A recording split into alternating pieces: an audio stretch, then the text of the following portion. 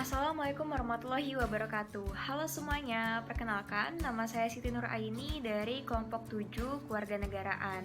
Di sini saya akan menyampaikan materi pertama yang mengangkat tema tentang memahami dan menerapkan konsep hak asasi manusia dan wawasan Nusantara.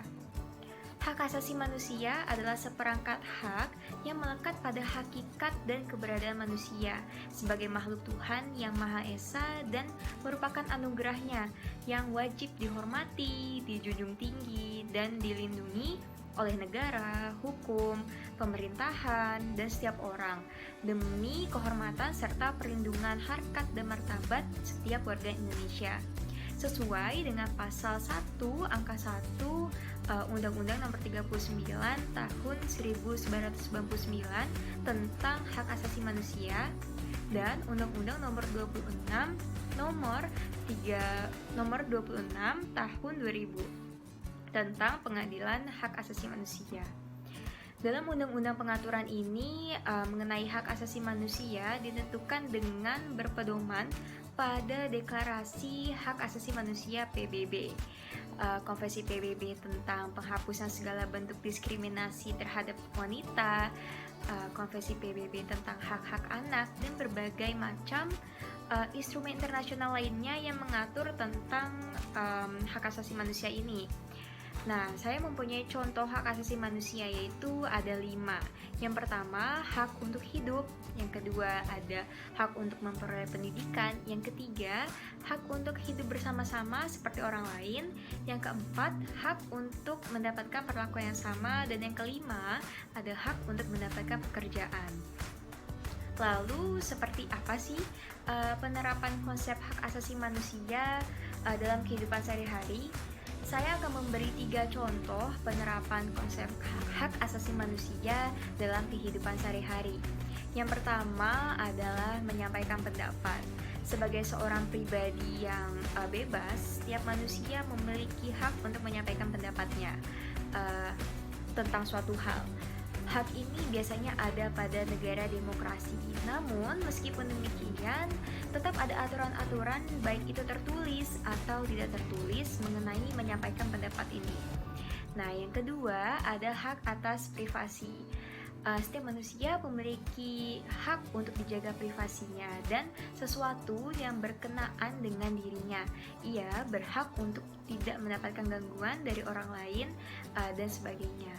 Nah, yang ketiga ada hak atas pendidikan. Setiap manusia itu juga berhak mendapatkan pendidikan yang layak dan yang baik, baik itu pendidikan formal, informal, atau non-formal. Nah, materi selanjutnya adalah wawasan Nusantara. Salah satu pemikir kebangsaan yaitu W. Usman mendefinisikan wawasan Nusantara sebagai cara pandang bangsa Indonesia mengenai diri dan tanah airnya sebagai negara berbentuk kepulauan dengan segala aspek kehidupan yang heterogen. Pada hakikatnya, Indonesia itu masyarakat yang beragam merupakan tonggak yang memperkuat bangsa Indonesia itu sendiri. Disampaikannya sosialisasi mengenai nilai serta pengetahuan kebangsaan sedari awal masuk sekolah menunjukkan pentingnya wawasan Nusantara sebagai substansi kehidupan berbangsa. Dengan demikian, dalam berpikir, bertingkah laku, dan bersikap, masyarakat sedari dini memiliki orientasi demi kepentingan bangsa dan negara Indonesia.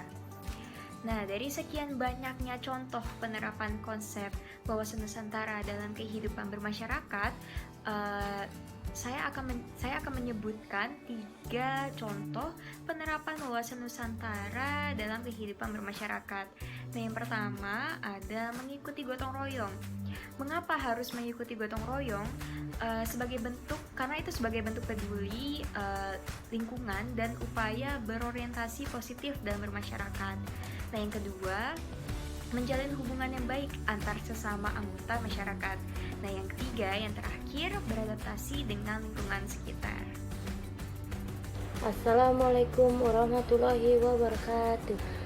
Untuk materi selanjutnya, saya Mutiara Salfitri akan menjelaskan tentang judul CPMK 6. Atau mampu memahami dan menjelaskan ketahanan nasional dan hubungan agama dengan negara.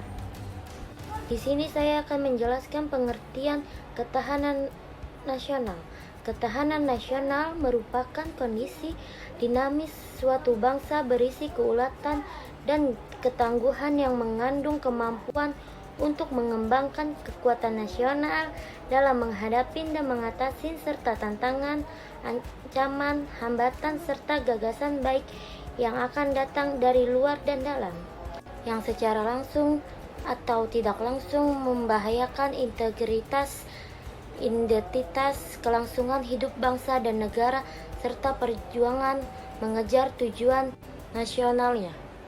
Ketahanan nasional mempunyai makna yang amat luas bagi bangsa Indonesia yang terdiri dari berbagai macam suku bangsa dan adat istiadat. Ketahanan nasional perlu dipahami secara komprehensif dan terpadu, baik secara personal maupun sosial, untuk kemudian diwujudkan secara nyata di bumi Nusantara.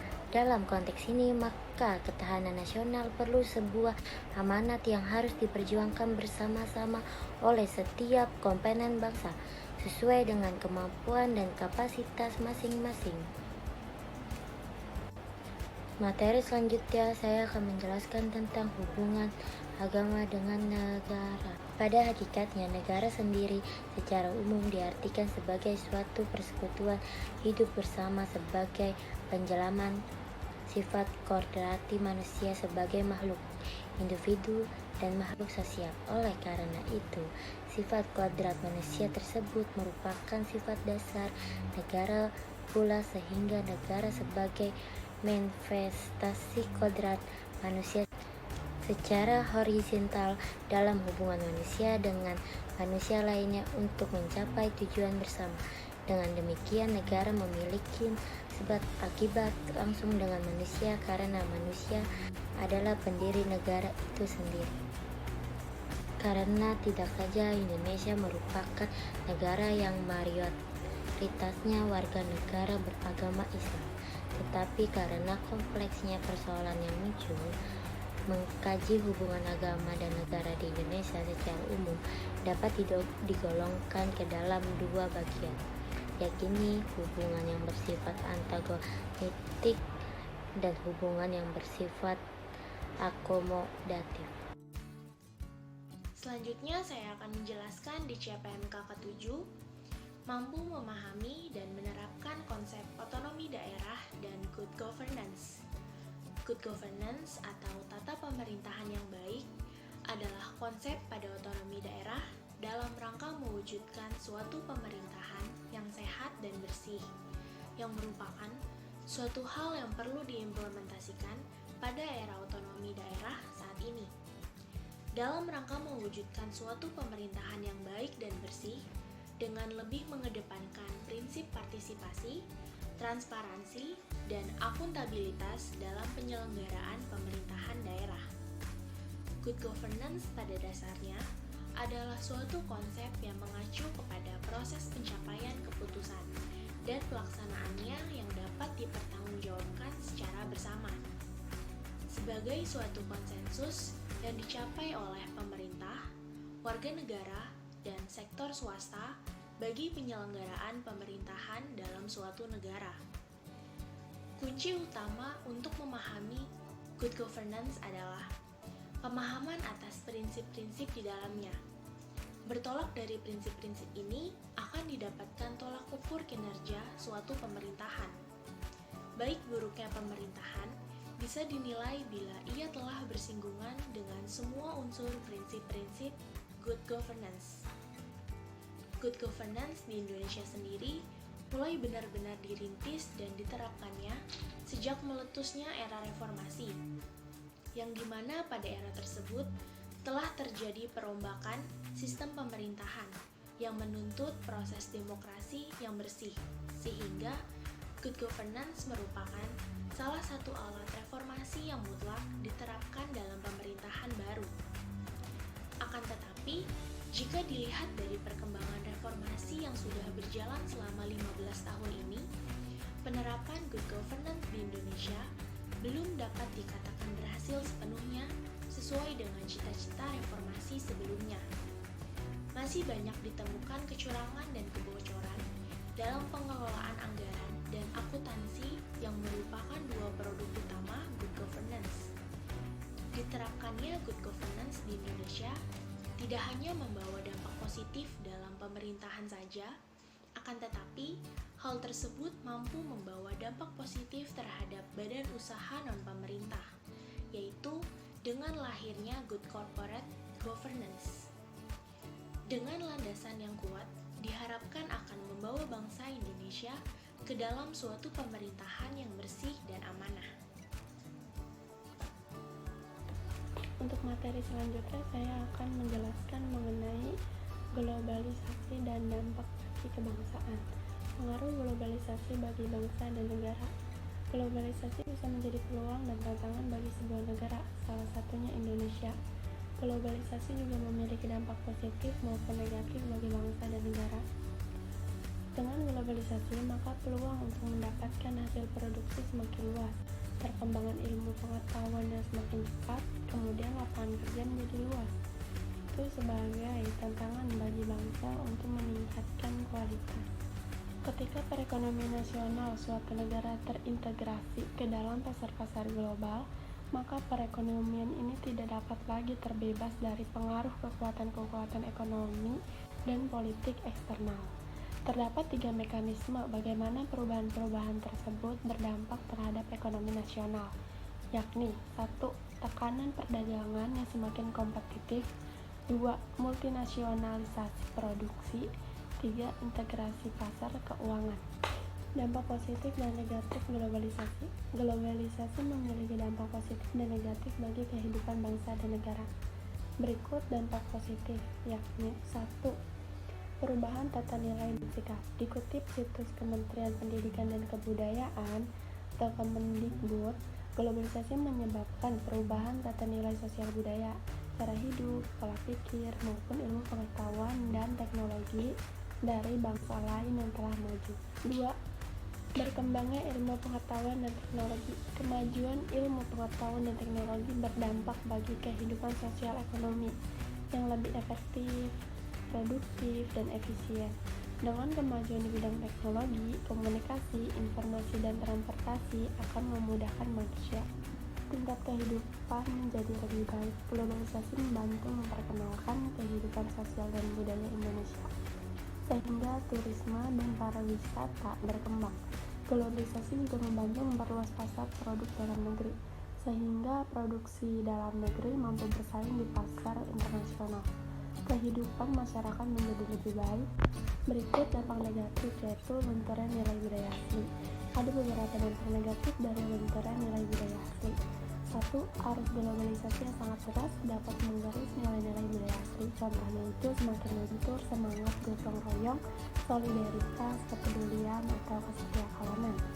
2. Cara berpakaian bangsa barat pun perlahan mulai masuk dalam budaya kita. 3. Meniru perilaku yang buruk dan gaya kebarat-baratan, misalnya perkelahian antar pelajar atau adegan-adegan kekerasan. 4. Memberi salam atau mencium tangan orang tua sudah tergantikan oleh cepika-cepiki yang diperkenalkan budaya barat. 5. Meniru idola cara berpakaian para artis atau penyanyi yang barat sangat bertentangan dengan cara berpakaian di Indonesia. Perubahan gaya hidup. 1. Individualistis, sikap mementingkan diri sendiri. 2. Pragmatis, melakukan suatu kegiatan yang menguntungkan saja. 3. Materialistis, sikap mengukur sesuatu dengan materi. 4. Hedonis, sikap bergaya hidup mewah dan boros. 5. Konsumtif, pola konsumsi yang sudah melebihi batas. 6. Sekunder, sikap yang lebih mementingkan kehidupan dunia. Melanjutkan materi tentang globalisasi. Globalisasi memiliki berbagai macam dampak dari berbagai aspek, yaitu ekonomi, politik, sosial budaya, dan keamanan. Dalam studi sosiologi, globalisasi merupakan sebuah bentuk pemersatu berbagai negara untuk saling bertukar informasi, pengetahuan, dan teknologi. Secara etimologi, kata globalisasi diambil dari kata bahasa Inggris, yaitu globalize, yang artinya universal atau menyeluruh. Penambahan imbuhan ization pada kata globalization artinya adalah proses mendunia. Sehingga arti globalisasi adalah proses informasi, pemikiran, gaya hidup, teknologi yang mendunia. Dalam era globalisasi, hubungan antar bangsa menjadi semakin dekat. Masalah ini dikenal dengan kondisi global. Hubungan yang mengglobal sudah tentu membawa dampak terhadap kehidupan bermasyarakat, berbangsa, dan bernegara yang terbagi dalam berbagai bidang. Dan bidang-bidang tersebut adalah yang pertama yaitu bidang ekonomi. Ditandai dengan adanya 1. Perdagangan internasional dalam bentuk ekspor impor. Lalu arus modal dalam bentuk pinjaman dan investasi antar negara. Lalu kebijakan pasar yang mempengaruhi perekonomian negara. Kondisi seperti ini menimbulkan dua dampak, yaitu dampak negatif dan dampak positif. Adapun dampak positifnya adalah 1. Taraf hidup dan pendapatan masyarakat meningkat. Kedua, makin tersedianya lapangan pekerjaan. Ketiga, kualitas sumber daya meningkat karena persaingan global. Yang keempat adalah barang produksi meningkat akibat pertumbuhan ekonomi yang berkembang. Lalu dampak negatifnya adalah 1. Tatanan perekonomian yang berdasarkan kekeluargaan semakin pudar. Yang kedua, timbulnya kelas-kelas ekonomi sehingga menimbulkan buruh dan majikan, menjadi perbedaan dan kesenjangan. Dan yang ketiga adalah barang-barang yang kurang bermutu banyak menumpuk, mengakibatkan kerugian yang besar sehingga ekonomi negara tidak menentu. Selanjutnya adalah bidang politik. Bidang politik ditandai dengan adanya 1. Masuknya nilai-nilai demokrasi dan kesadaran berpolitik. Contohnya, masyarakat saat ini mulai berani mengkritik pemerintah jika tidak menjalankan fungsinya dengan baik. Lalu yang kedua, praktik demokrasi yang kurang sejalan dengan prinsip demokrasi di Indonesia. Yang ketiga, keterbukaan dalam menyelenggarakan pemerintahan semakin mendapat evaluasi dari masyarakat. Hal semacam ini mengakibatkan berbagai dampak, baik dampak positif maupun dampak negatif. Lalu dampak positifnya adalah 1. Masyarakat dapat menggunakan hak berpolitik dengan bebas. 2. Hak asasi manusia semakin diakui keberadaannya. Lalu yang ketiga, masyarakat dapat menggunakan haknya secara langsung. Selanjutnya adalah dampak negatif. Yang pertama adalah musyawarah sebagai proses demokrasi semakin ditinggalkan. Lalu yang kedua, masyarakat cenderung mementingkan kepentingan kelompok daripada kepentingan umum. Dan yang terakhir adalah sifat anarkis semakin sulit untuk dibendung. Lalu selanjutnya adalah bidang sosial dan budaya. Bidang sosial dan budaya ditandai dengan adanya 1. Masuknya budaya asing dari berbagai media, yaitu media massa, media cetak, televisi, internet, VCD, radio, dan lain-lain. Lalu yang kedua, semakin pudarnya budaya sendiri. Saat ini banyak anak muda yang mulai melupakan budayanya sendiri. Saat ini kebanyakan mereka mengikuti kebudayaan luar, pakaian, dan lain-lain. Lalu yang ketiga, sifat individualisme yang sudah mulai merebak di berbagai tempat. Padahal negara kita adalah negara yang terkenal dengan gotong royong, bukan individualisme. Hal semacam ini akan menimbulkan berbagai dampak, baik dampak negatif maupun dampak positif. Dampak positifnya adalah 1. Banyak model bangunan rumah atau gedung perkantoran bermotif bergaya Eropa atau Barat.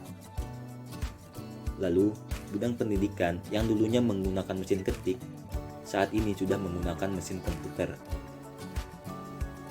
Yang selanjutnya adalah di bidang kesehatan. Dulunya menggunakan pengobatan tradisional, tapi saat ini pengobatan sudah mulai modern, sudah mulai dimodernisasi sehingga pengobatan tradisional sudah ditinggalkan. Lalu dampak negatifnya adalah 1. Proses pembelajaran berbasis kesadaran semakin ditinggalkan. Selanjutnya, di bidang kesenian, generasi muda sekarang sangat sedikit yang masih melestarikan kebudayaannya sendiri. Lalu selanjutnya adalah di bidang properti. Banyak perumahan elit gaya Eropa menggunakan perumahan rakyat biasa. Dan yang terakhir, di bidang model pakaian. Masyarakat cenderung tidak memperhatikan kesopanan saat ini ketika menggunakan pakaian, lalu terbuka dan lain-lain. Lalu selanjutnya adalah bidang keamanan. Bidang keamanan ditandai dengan adanya 1. Semakin merebaknya tindak kejahatan lintas negara atau terorisme internasional. Yang kedua, banyak masyarakat sipil yang memposisikan tentara dan polisi hanya sebatas sebagai penjaga keamanan, kedaulatan, dan ketertiban. Hal semacam ini akan berdampak, baik itu dampak buruk maupun dampak baik. Dampak baiknya adalah 1. Penegak hukum selalu siap sedia dalam menjaga ketertiban. Yang kedua, profesionalisme di kalangan militer maupun polisi ditingkatkan terus. Yang ketiga, pos-pos keamanan diaktifkan. Dan dampak buruknya yaitu jaringan terorisme merebak antar negara. Yang kedua, penjualan senjata gelap semakin merebak, ada di mana-mana. Yang ketiga, kejahatan melalui internet mulai merajalela. Lalu yang terakhir adalah sindikat narkoba antar negara semakin berkembang.